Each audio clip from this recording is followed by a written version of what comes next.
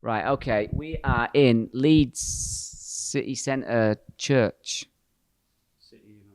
City Evangelical Church in Leeds for this special 20 Schemes podcast roadshow. We have scraped the barrel, and I mean we scraped the barrel. We couldn't get anyone.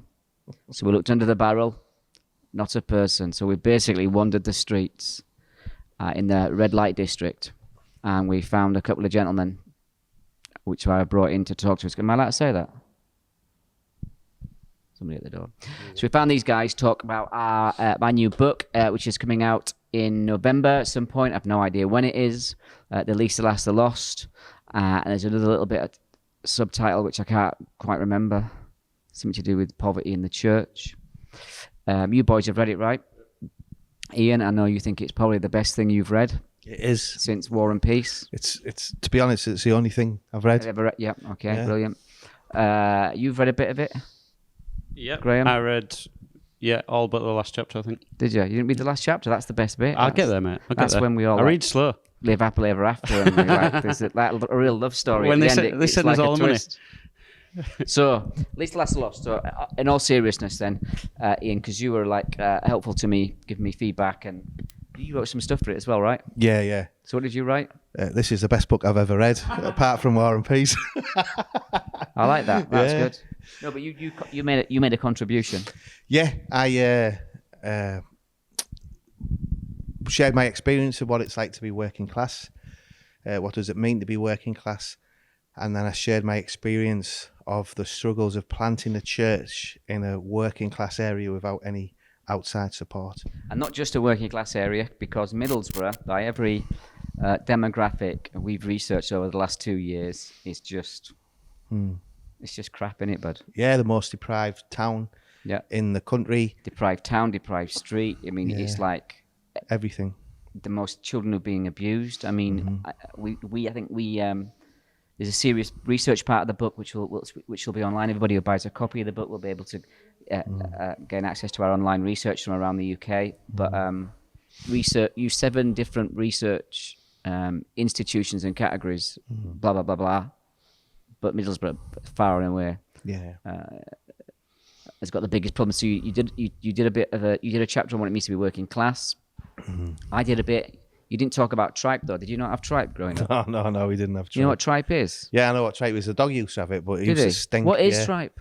It's just like the crap off the cow or the dog. It's the lining of the stomach or something. Is it? Because we used to have a bucket under the thing, but we used to have a bucket of you know, the old deep chip fat fryers? Yeah. Well, they won't throw the fat out, the dirty fat. You just put it in a bucket under the sink. And mucky fat?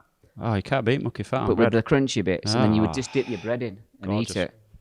Is that just a northern thing? I don't know. Is that probably crunchy bits in our chips? Our best bits was on the crunchy bits on your chips. Yeah. But what happened was in a fry they'd fall off and they'd get stuck in the lard, and so you'd save it. This is important nutritional stuff. Yeah. If Jamie Oliver's watching it, forget your turkey Twizzlers, mate.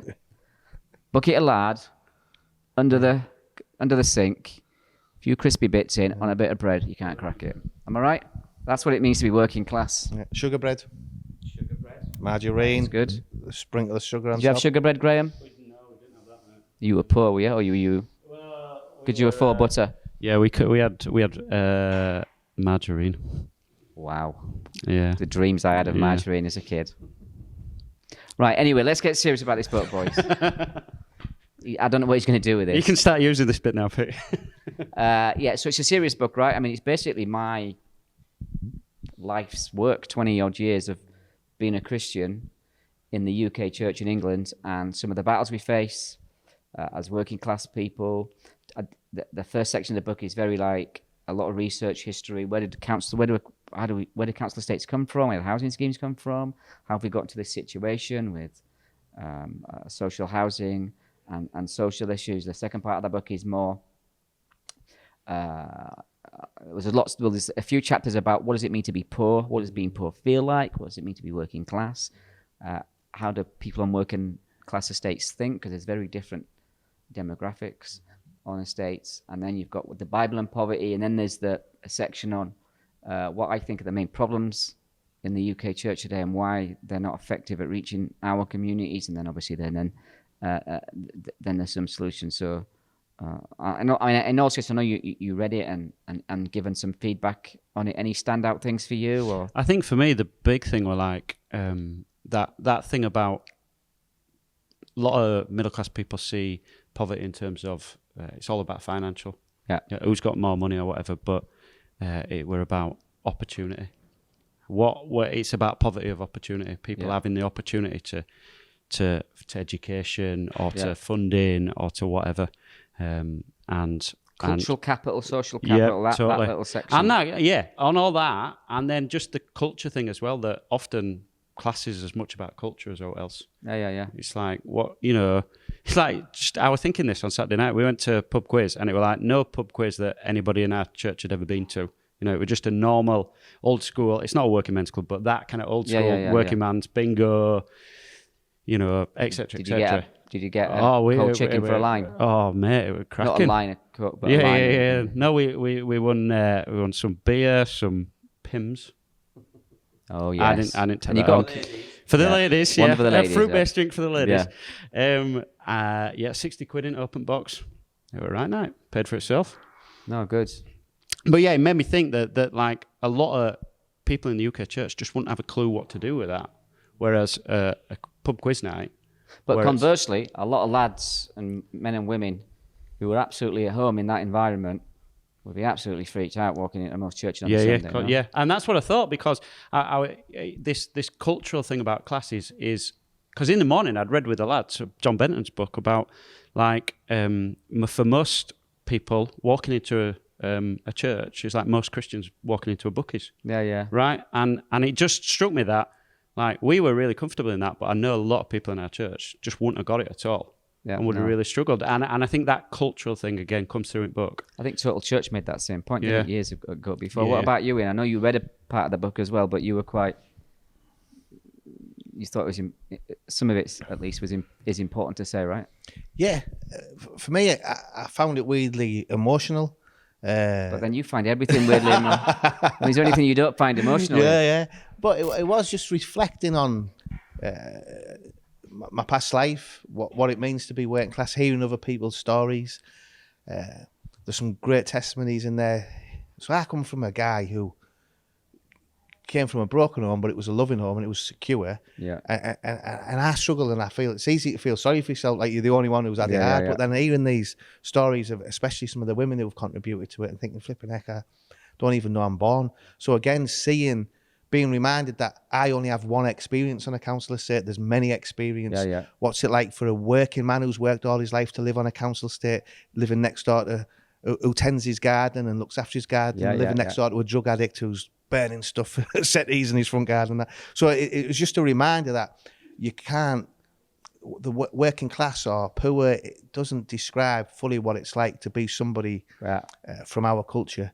Because one of my points was, and one of the things I tried to do in the book was to sort of categorize in the right way, in a sort of missiological way, like what kind of people live on council estates. And actually, when you say the word working class and what most UK people would deem as historic working class, they're a small minority, and there's actually very many other groups of people who, and I don't think particularly the UK church understands the different levels or cultural levels happening. Like my experience of working on an estate, it's not your experience. No.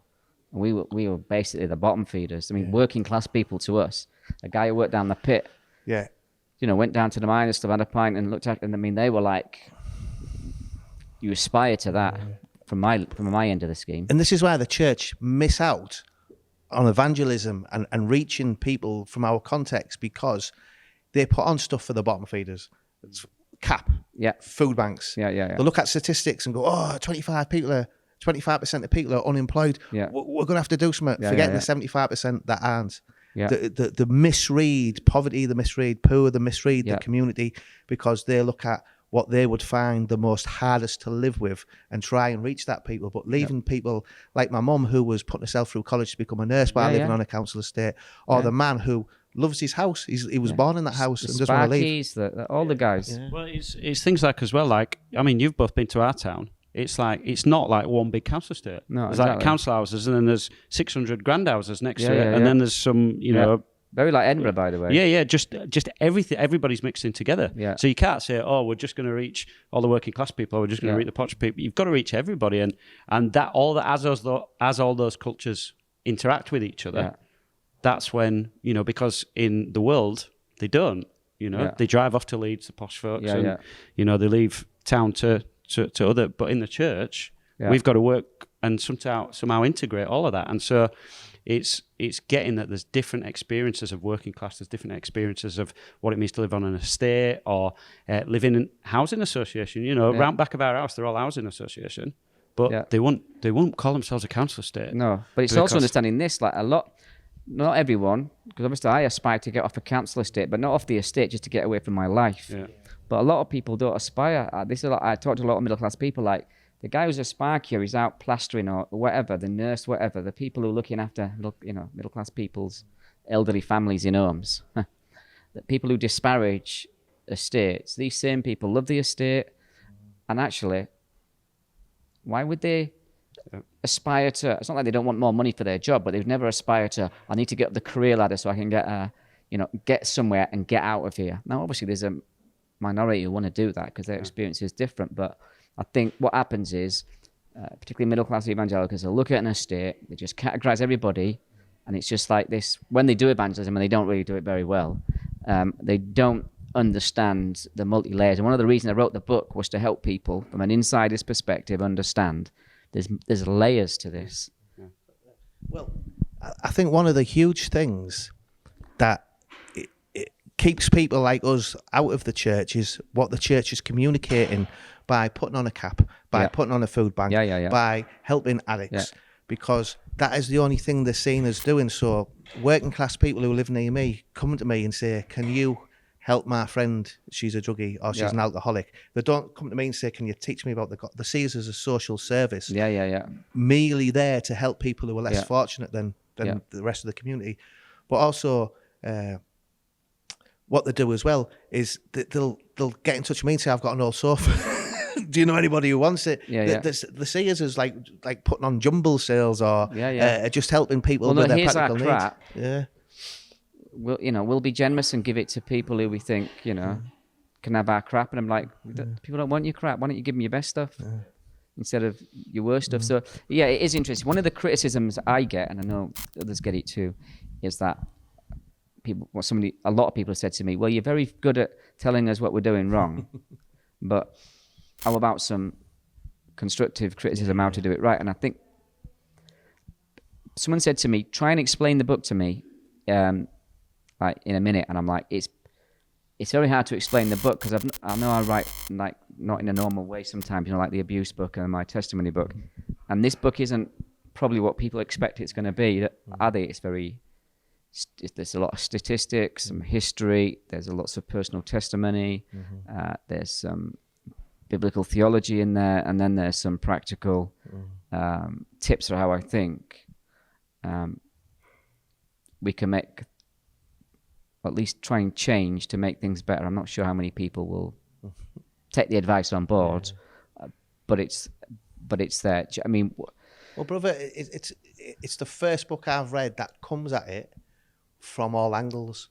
So you've got the kid off the council estate who's grew up there, the pastor on a council estate who's working class, the pastor who's middle class but faces similar but different struggles to the working class pastor, the funders, the network leaders, everyone. We're kind of saying, look, here are the different areas, because it's not just the pastors on the ground struggling, the funders don't know where to send the money. There's helpful advice. Or they're often Christians giving it to horrific things that aren't helping us. You can give it to Spen Valley Church. That'd be a great idea. Right, little advert there, quick. Do a quick one. Spen Valley Church. Spen Valley Church in Cleckheaton. Tiny team. Not enough money. We need it. 17,000 people. Never heard the gospel in their lives. Send us some money. But and people. As we all know, people from working class communities waste money, so don't bother. My mum and dad were teachers, so I'm middle class. All right then. So he's middle class, so he'll look after the money. He'll just spend it on cappuccinos instead of crack. So no, mate. Coffee should be drunk black. There you go. Racist too. Good job editing that.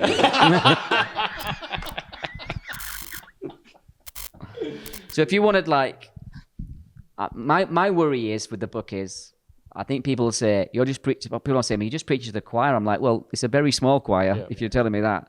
And my worry is that people are just going to think, oh, it's just going to be a rant and a just attacking us and da, da, da, da, da. But what would you say to encourage people? You said, like, obviously middle class or whatever, however you. I don't like admitting that, but yeah. But problem is with Yorkshire accent is it doesn't matter. You could be the poshest person in Yorkshire, but you just sound rough, so it's good. Yeah. So Yorkshire's exempt from class. So, but my point is, how would you encourage people who are thinking, is it going to be just a rant at me? I don't think it is, because I think that's one of the benefits of like laying out at the beginning, like you do, like here's the history, because. My background's a historian, and it's like that's why it's so vital. That's why people don't get class, because when I talk to a lot of middle class people about class, like you say, my dad used to be a farmer, and he used to do this or that and the other. It's like, well, that's not what we're talking about. It's changed a lot since then, and I think that those statistics and that kind of pattern of what class is and how estates and schemes and working class towns like ours work.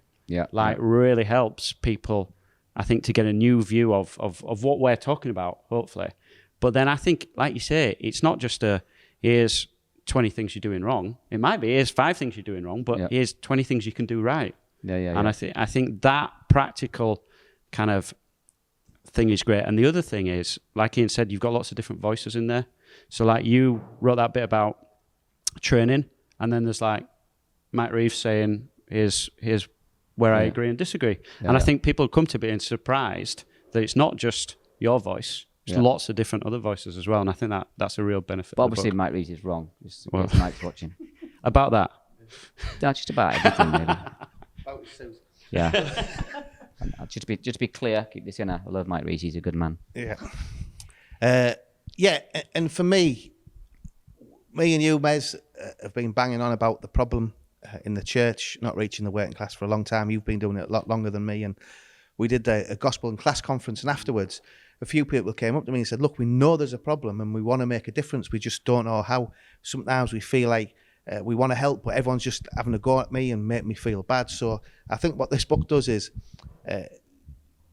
shows there's a problem, why there's a problem, because until we understand why the problem exists, we can't solve it. So it's explaining why there's a problem. This is how people feel. This is the obstacles that people are facing. But also, this is how you can help make a difference. And it's saying, look, we want to work with you. We need you. We don't want an exclusive or divisive church. We want a unified church where middle class, working class, poor, unemployed, working people come together to fix a problem, so that we see that Ephesians 3 church, isn't it? But it's interesting because I quote Lloyd Jones from 40 odd years ago. It's quite an extensive quote where Lloyd Jones says, we're failing the working class. We're too middle class. Quote Roy, is it Joslin? Roy Joslin, Urban Harvest, which was written like 40 something years ago. And it's interesting that often middle-class Christians will read those quotes or hear those quotes and think, oh yeah, that's really challenging. And yet they seem, for some reason, if I say it, or you say it, or someone with a working-class voice say it, they immediately go, you're exaggerating the problem, you're exaggerating the issue. I mean, boys, what do we think all that's about? Again, it's... I can feel the same when people talk about white privilege and the struggle of the African Americans within the churches and black people in the UK. And my first reaction is, hang on, I struggle too. And I want to defend myself instead of actually listening to what the black community have to say about the struggles. Because the first thing we need to do is just shut up and listen. I have to do it because my first reaction is, if ever I feel criticised, is to become defensive. And I think in a similar way to how we have to acknowledge the struggles of people of different ethnicities, the church has to acknowledge the struggles of different classes as well, and the different struggles that they have.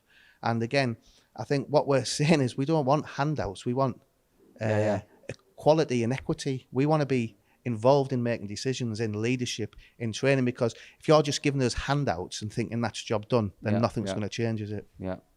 Yeah. I mean, I think part of it is it's almost lost in translation.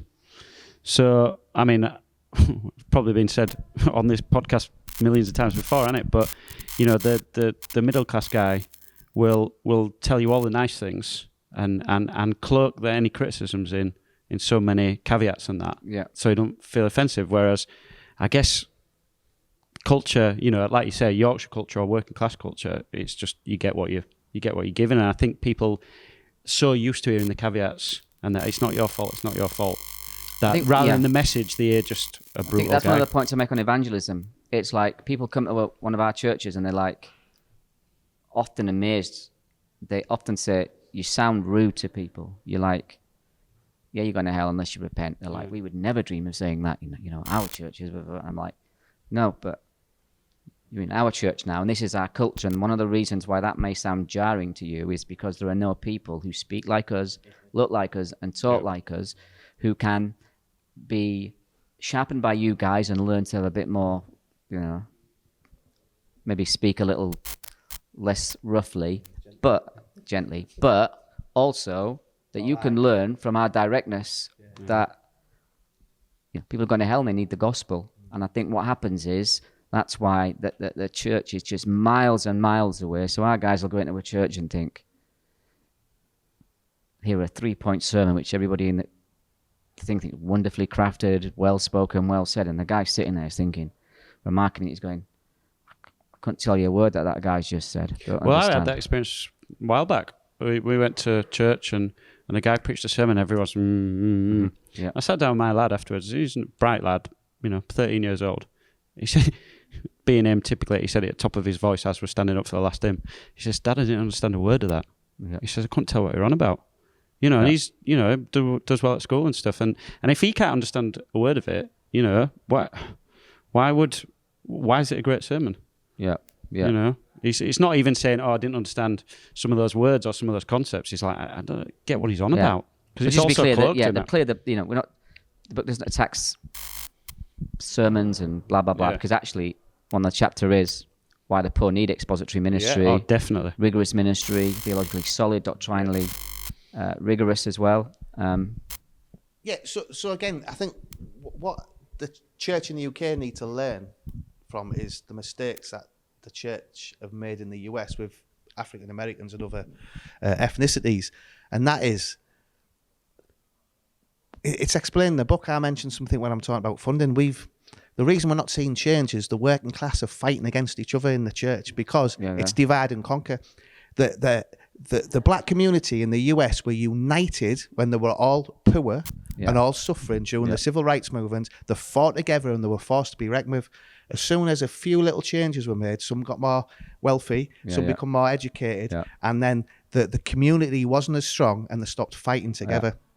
And they were fighting against each other, and it became in someone's common interest to neglect the people who they were fighting alongside. And in a similar way, we've been fighting over scraps for years. Yeah. So we're withholding information from other pastors, not because we want to, but because we're frightened of losing out. And I think what that book will show is that we are now seeing a group of people in a similar type of ministry finally uniting together and working for the common cause. And we're saying, come and join us in this common cause. We don't want to exclude people. We've been excluded. We're starting something new. Come and join us because we will be stronger together. I think one of the issues financially has been as well is there's so many of us in estates and we're fighting over so little resources. And what's frustrating for those of us, particularly who are working class, or I'm as I say in the book, I'm not working class. I'm a bottom feeder.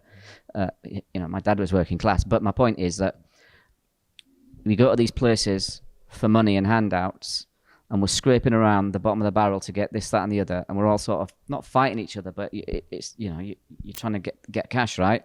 And all the while, millions are going into the pockets of middle-class parachurch organizations run by middle-class people who are telling the church how to best spend their money on the poor while not listening to the actual people on the ground who are saying, this isn't working. You're throwing us pennies and you're throwing millions and millions at something that is not alleviating poverty. Not that we think that anything is going to alleviate poverty until Christ comes again. But that's my point. And I think that's what they don't want to hear. As soon as you attack the golden calf of mercy ministry, everybody starts getting twitchy, don't they? And I think, again, in the book, I explain it, I think, again and again, and offer solutions. But I think, we need to be more united. I mean, we're forced actually to be more united, aren't we? Working class guys putting together 20 schemes in response to a complete indifference to the Scottish Church, which largely still ignores 20 schemes and doesn't fund it at all. And when we're thinking about Medhurst Ministries, which is going to be established soon in the north of the rest of the UK, we've been forced into this corner because basically a group of us have got together and said, hang on a minute, we're all fighting for the same small slice of cake and we're getting nowhere. Let's come together and unite and raise money, and then we will work out as church leaders on the ground in our communities how it's best spent and how it's best invested. And I think I'm hoping that even if it doesn't cause Christians and institutions to change their giving structures, I hope it at least gives people pause to think we need to think about what we're giving to and is it really effective. It's the priority of the local church as well, isn't it? It's like if that's who the Lord Jesus left to do the work in communities, right? It's the local church with elders and memberships and all that sort of stuff. And we've had it so many times. It's like, why you're doing it all wrong? Like you're doing evangelism wrong, you're doing this wrong, you're doing that wrong, and it's clear because you haven't grown. And it's like, well, we've planted a church into a new community, and we're trying to contextualize for this community where there's not been a gospel life for a long time. There's not lots of movement of people. Everybody's lived here all their life, et cetera, et cetera, et cetera.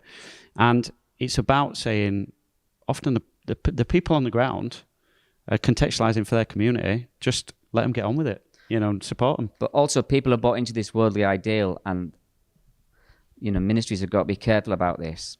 You go to a funder and you can our ministry gave 3,000 meals to 3,000 hungry people last year. And you go in the building and say, I've got 12 people in a council estate in Yorkshire.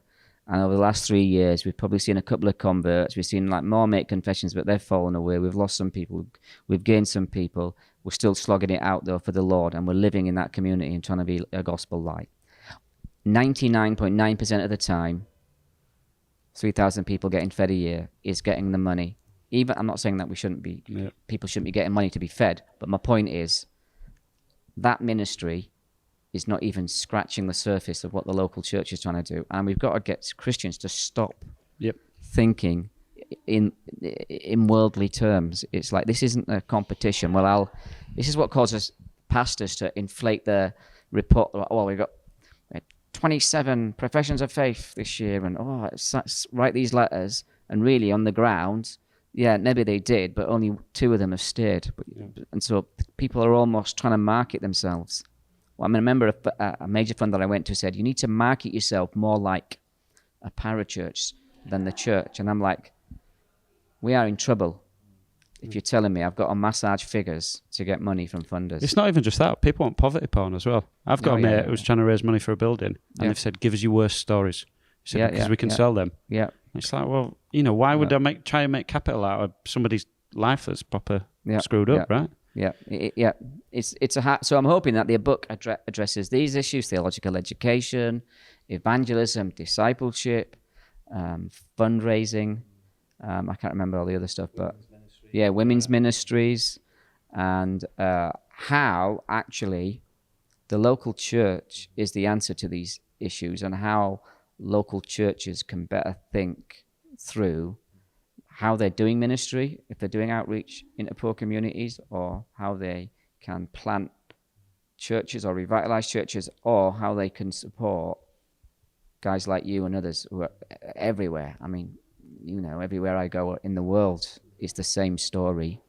And so pick up a copy of the book. I have no idea how much it costs. I haven't got a clue. I'll tell you this, all the money goes to church planting for 20 schemes and whoever else we're happy to support. Anything else, boys? Are we bored? I'd just say come at it with an open mind, particularly if you're one of these middle-class guys who've maybe not thought it through. Yeah. Don't come in looking to be offended, because I think that's a part of what we were talking about before. I think people expect to be offended. No, I think if they get the book and start reading it, I think they'll be surprised at the approach. Yeah. It's not, here's a mallet to crack you over the head with. I think the thing is being built up from a very, the research behind it took 2 years. The book has been, I have been working on over the last 4 or 5 years. I mean, we've taken time on this.